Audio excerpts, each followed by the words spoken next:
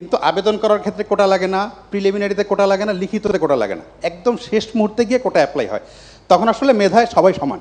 এখন আমার সামনে যদি দুইটা অপশন থাকে যে দুইজনই সমান মেধাবী, একজন মুক্তিযুদ্ধের সন্তান, একজন রাজাকারের সন্তান, আমি অবশ্যই মুক্তিযুদ্ধের সন্তানকে চাকরি দিতে চাই। অবশ্যই।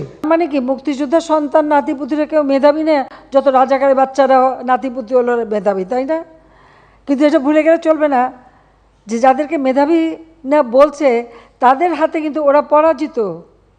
যুদ্ধে কিন্তু মুক্তিযোদ্ধারাই জয়ী হয়েছিল, রাজাকাররা জয়ী হয় নাই।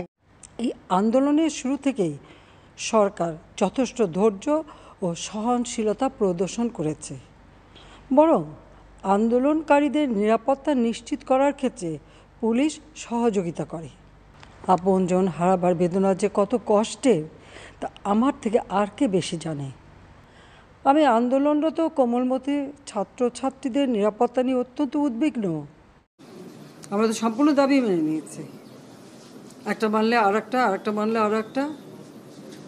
আর এর ফল আজকে জ্বালিয়ে পুড়ে সব একদিকে সরকার, আর আজকে কত মানুষ জীবন হারালো। আর এইভাবে মায়ের কোল খালি হোক এটা আমি চাই না, কারণ আমি তো বাবা মা সব হারিয়েছি, আমি তো জানি হারাবার ব্যথা কত কষ্ট।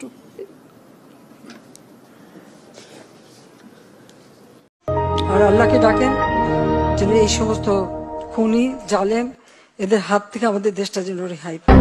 এক দফা আন্দোলন কি আমাদেরকে পদত্যাগ করতে হবে। আমার প্রশ্ন, জাতির কাছে প্রশ্ন, কি অপরাধ আমাদের? আমরা কি অপরাধটা করেছি? শেখ হাসিনা পালিয়ে গেছে, শেখ হাসিনা নাই, শেখ হাসিনা চলে গেছে, শেখ হাসিনা পালায় না। শেখ হাসিনা পালিয়ে গেছে, শেখ হাসিনা নাই, শেখ হাসিনা চলে গেছে, শেখ হাসিনা পালায় না।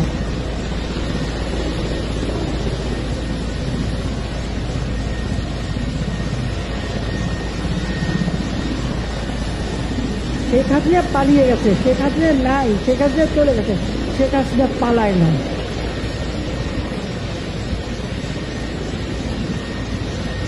শেখ হাসিনা পালিয়ে গেছে, শেখ হাসিনা নাই, শেখ হাসিনা চলে গেছে, শেখ হাসিনা পালায় না।